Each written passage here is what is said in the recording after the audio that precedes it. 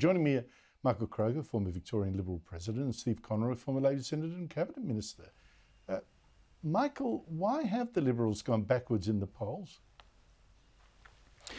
Well, Andrew, all that's happened in the first couple of weeks is that 2 to 3% of people who'd previously indicated they were voting for the coalition have gone to the right. And because we'll tend to get only 50 or 60% of those votes back, our vote's down one and Labor's is up one. So that's all that's happened. There have been at a macro level, there have been no dramatic developments. And as for today's backflip by Peter Dutton, and people saying, oh, this is terrible, I'm just reminded of the great Peter Beattie, the Queensland former Premier, who made an art form in apologising to the public for perceived policy errors, and they loved him for it, because they all took the view, the subliminal response was that this is an informal form of democracy where we've spoken, the politicians listen. So it never harmed Peter Beattie a backflip on an issue where the majority of people disagreed with him.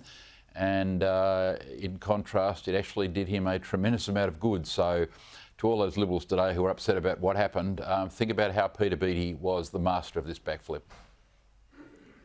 Well, I don't know. That's rather putting a gloss on it. I didn't think it was a great thing to make a mistake in the first place, to be frank. But Stephen, what do you make of it? Why are the Liberals behind? Well, look, I think some of what Michael said was right about where the Liberal primaries come down, but I do agree with you. I think Michael had the lipstick out on the pig there. Labor's votes come up marginally, but for anyone wanting to get excited on the Labor side, these are movements within the margin of errors of these polls. It's nice to see Labor just ticking up slightly, but these are the margin of error. Labor's primary vote needs to build a little further, 34, maybe 35, if it wants the chance of really driving home majority governments, which would be an extraordinary outcome given where Labor's been over the last few years. But you know, Peter Dutton, and again, I think I said this last week, Andrew, I actually don't get it, I don't understand. Peter Dutton appears to have been frozen about 4 or 5 weeks ago and has not been able to shake off a sort of lack of confidence. I'm sure he's actually going to find his stride over the next week or two, but he just seems to be a bit frozen, and this backflip you've seen today is more substantive than Michael tried to make it, but it showed poor policy preparation by his team, not just himself, but his team. Well, I'd like to go into that. That's exactly the point. Yeah. That is exactly the point. I don't think he's got the depth of talent behind him, or at least people prepared to put up their hand and fight. He was supposed to he promoted Jacinta Nampijinpa-Price a month and a half ago to stand with him, promoted her so she could stand with him on the campaign trail and really say something. It's been almost invisible since. I mean, it's just incredible. I mean, Angus Taylor's refusing to debate Jim Chalmers. I mean, when was the last time he had a shadow treasurer refusing an opportunity to debate the Treasurer at the National Press Club? Unheard of. What's he afraid of? I think there's a debate in a couple of days, isn't there? There's a debate in a couple of days. But Taylor was saying he didn't want to debate Chalmers. Now, maybe he's been shamed into it in the last 24 hours. But that's a great pivot, Stephen. He's scared. First, he didn't have the guts to do it, and now he's been shamed into doing it. Well, he's the one who said he wouldn't do it. No, he didn't. He just made that up. You're right. I don't think a Rhodes Scholar is scared of debating Jim Chalmers, Stephen. I can send you the article, Michael. I'll send you the article where he said he wasn't going to do it. Okay, you do that. You do that. Yeah. Michael, Albanese's fall. Can you explain why you would deny something that isn't?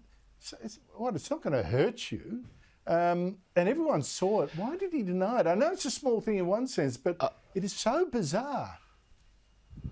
Yeah, it is bizarre. The answer is I cannot explain it. I mean, so what, he fell. I mean, plenty of political leaders have slipped over, up and down stairs. Okay, it happens to human beings. So I don't know why he denied it, but it is part of a pattern, as you've pointed out.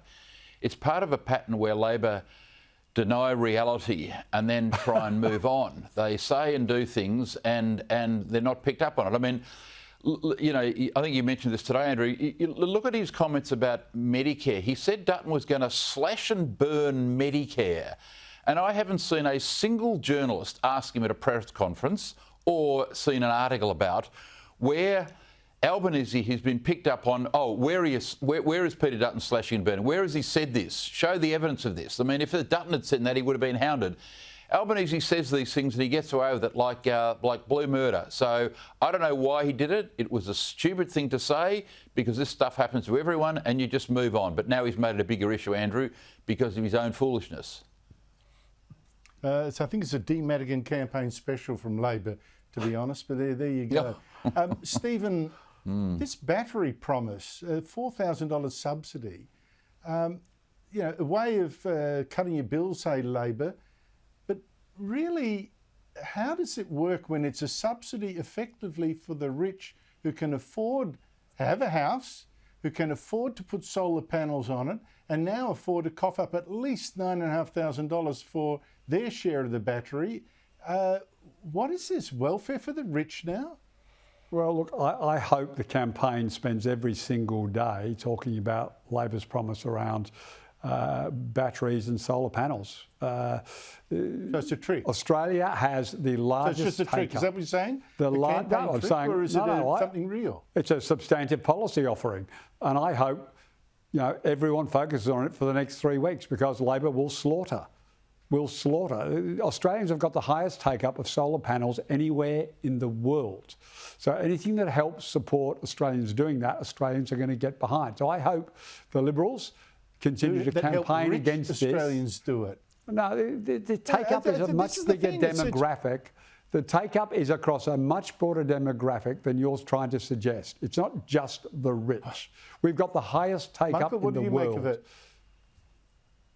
Michael, what do you make of it? Andrew, you need about in round figures, you need $15,000 of pre-tax income to get $9,000 to pay for the battery. Well, who's got that type of money amongst the working poor, the middle classes, and the outer suburban seats who've got, $15,000 pre-tax dollars to pay for the batteries? This is a policy designed for the inner city left-wing voters in Brisbane, Ryan, Griffiths, McNamara, Melbourne, etc. This is a policy for the inner city elites who don't have $9,000 in after-tax dollars, who do have that money that the ordinary working folk don't have, Andrew. It is not a vote winner amongst the ordinary working class, I can tell you that. Yeah. $2.3 billion to subsidise the wealthy. $5 billion from people putting their share of the $7.5 billion.